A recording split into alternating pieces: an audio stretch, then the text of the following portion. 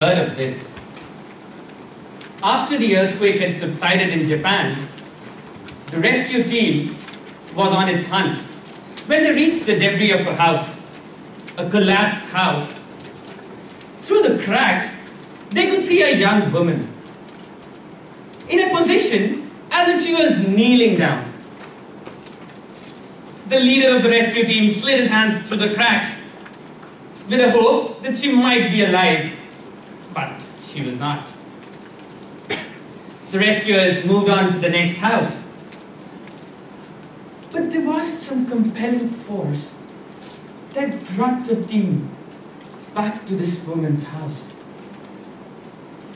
When he slid his hand through the cracks again, to the astonishment of those people, they found something alive. After they removed the rubbles neatly, everyone shouted in excitement, "A child! There's a child!"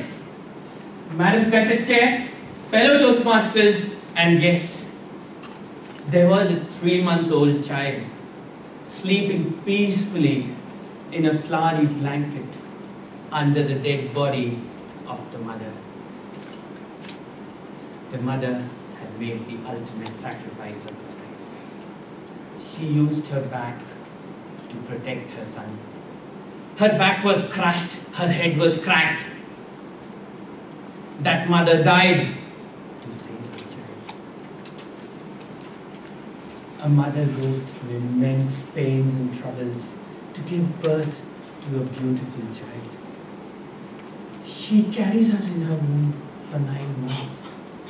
She feels sick with nausea for months. She gets breathless quick. She struggles to climb stairs. She watches her feet swell, her skin stretch and tear, and then goes through excruciating pain to deliver a beautiful child. This is just the beginning of all troubles. She then molds the newborn. She teaches it to eat. She teaches it to walk. She teaches it to talk, but never lets it cry. Whenever we are in trouble, the first thing that comes out of the mouth, "Ma!"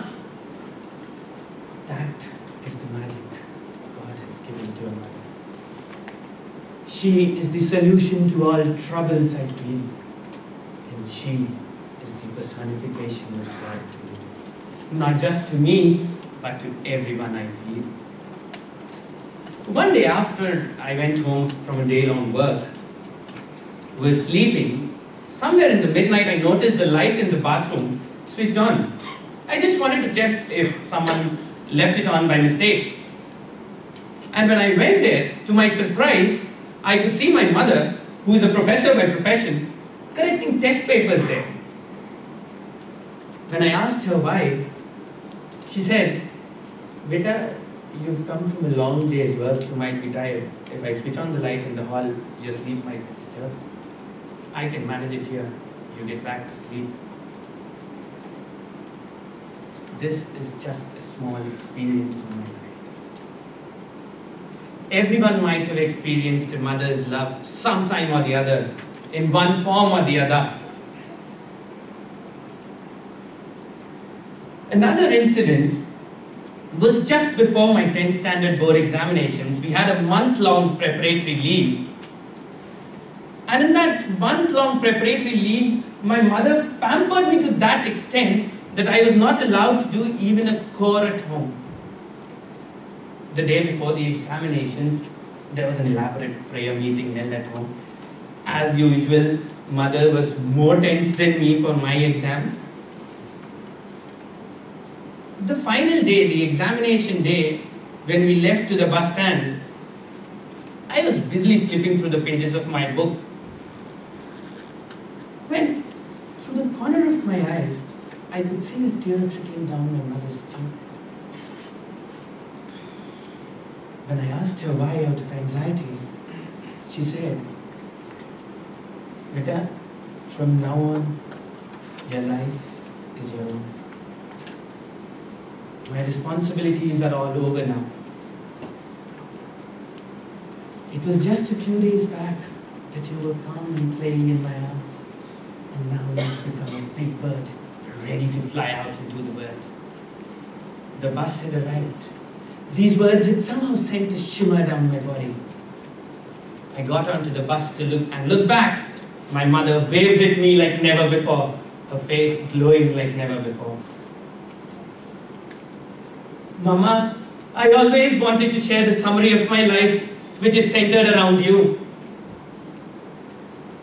The moment I took my first breath, you planted magic in my soul. With the calmness of your eyes, the caress of your hands, and the enchanting hum of your voice. When I was a child, you made impressions on the canvas of my heart, like on wet cement. You were a silent listener in my times of despair, a comforting friend through my troubles. You lent me a shoulder to cry on, and you enjoyed every time I was successful. You continually had the subtlety of the very wise, the flexibility of the child, the sensitivity of the artist, the understanding of the philosopher, and the acceptance of the saint, even at times when I neglected.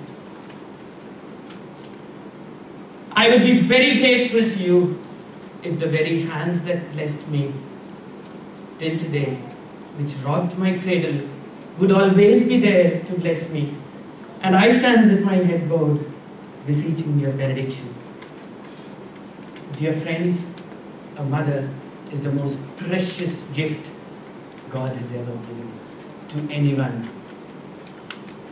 She sacrifices her life for her son. She endures immense pains for the child. And she can do anything for the comfort of her child. Dear friends, are we doing what we should have done? Are we caring for her? Can we do what she has done to us, even in the rest of her lives? Love you, Mama. Wish I would be your child in every birth I take. Understand?